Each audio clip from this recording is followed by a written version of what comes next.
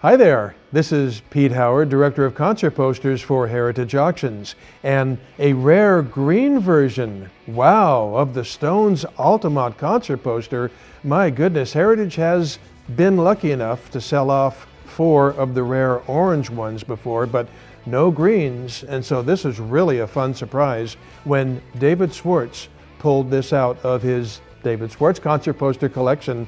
And they also made a yellow, but those 2 alternate colors are just very few and far between, so we're just thrilled to have the green one here. Majorly scarce and just, so rare in this alternate color. So, since we blogged the last one a year ago, breaking news, I suppose, but yet another source has come forward with a first-hand account of seeing this poster actually at the show. So we're flushing that story out right now, and I hope to have more for you on the next auction. But that's, just these eyewitness accounts just keep coming forward. So, but whether you're a Stones fan or a poster collector, you know this poster now. The last-minute location meant a last-minute poster. And, the strong school of thought that's emerging is that Dick Carter probably had these made up at the last second because he called it Dick Carter's Altamont Speedway, really. It's probably kind of a Bill Graham wannabe, if you will, but, and then they were, putting them up at the show, as one of our previous eyewitnesses has reported,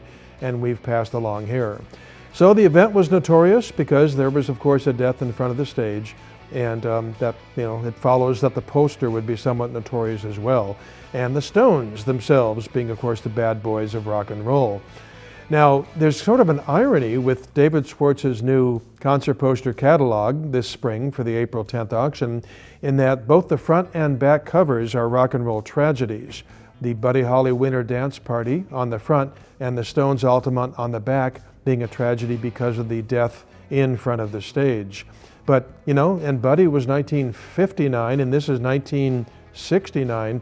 Is that like the longest decade ever in pop culture? Oh my gosh, I mean, wow, 10 years like that, if you take like 2000 to 2010, yes, there were some changes, but from 1959 to 69, wow, look how much changed, just amazing. And on both those posters, by the way, there was a movie documentary made, at least one in the case of Winter Dance, including Martin Scorsese's Gimme Shelter, which is great for describing everything that went on here. Another contrast is that Buddy Holly sang his last notes in 1959, and the Stones are still going strong today. And even jaded baby boomers are saying, yeah, they're good, they're real good, they're still nailing it. Just astonishing to think that. But to sort of finish that full circle thought between the 2 Swartz posters on the 2 covers, at the bottom of Winter Dance Party is Dion DiMucci, and he just released a new album last October. So I don't know if he's still going strong, but he's certainly still going. So that's sort of heartening to see, But anyway, the Stones and Altamont, I hope you're as grateful as I am that the 2 pillars of the band, Mick Jagger and Keith Richards, they're still out there, they're still touring, they're still crushing it, they're still filling stadiums. And when I'm recording video blogs like this in 5 years, I just won't be able to say this stuff. So there's a lot to be grateful for, and especially when a rare poster comes out like this in a rare color. That's just, wow, that's so great.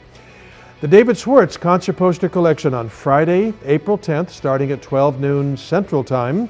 And to read more about this and see more pictures, just go to ha.com/7475.